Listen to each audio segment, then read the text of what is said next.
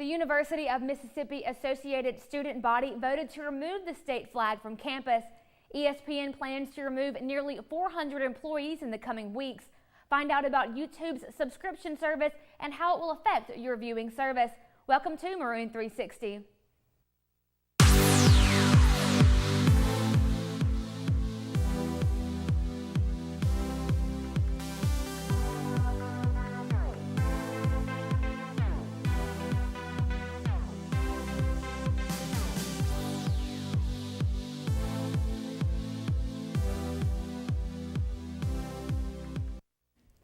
Joe Biden decided not to enter the 2016 Democratic campaign. I'm Kaylee McCool.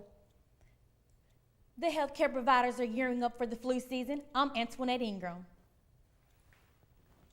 A South Carolina sheriff's deputy has been pulled from a high school where he worked as a resource officer after a cell phone video showed him slamming a student into the ground while the classmates watched in horror.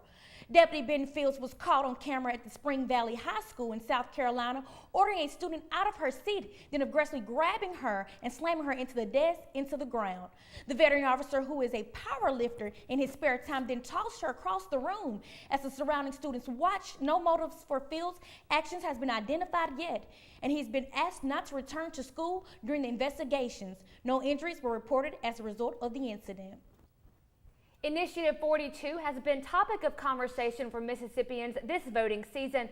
Commercials, radio PSAs, and hosts of other media outlets have been painting a good picture for citizens over the past month to vote for the initiative ballot in polls. 42 is supposed to be a reinforcement of Section 201 of the amendment to better fund public schools for the state of Mississippi. Also in that section, the legislature must fund the system of free public schools, but the Chancery of Courts are in charge of how the funding will be allocated. Voting takes place November 3rd.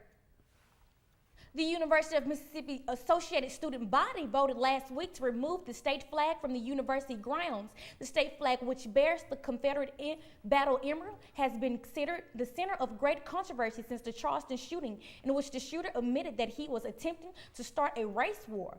The measure was passed on 33-15 vote, with one abstaining voter. The issue will now go to the university Senate officials to decide whether or not to implement the Associated Student Body's decision. If the university decides to agree with the student body, Ole Miss will be the fourth Mississippi college to remove the flag. Vice President Joe Biden has officially gone on the record regarding his rumored presidential run for the White House next year. Biden declared last Wednesday that he will not be a candidate in the 2016 race. With the president on one side and Biden's wife on the other, Biden spoke of the love for his country as well as the grief felt by his family after the death of his son Beau earlier this year. Despite finding himself in a good place now, the vice president realized it was simply too late to generate a winning campaign. He did, however, insist that he would not be silent throughout the election year and would use his platform to influence his party and the nation. Well, October officially marks the start of flu season, and many local health care providers are offering flu shot clinics. The Mississippi State Longest Student Health Center is among one of those health care providers to be offering flu shot clinics.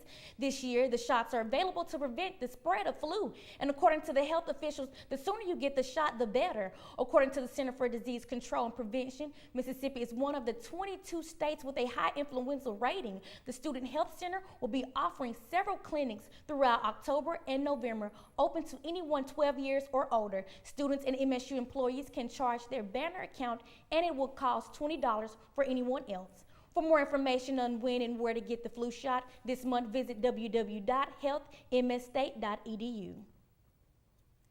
From the candy to the costumes, Halloween is a fun-filled time for kids and adults alike, but it can pose some dangers to young participants.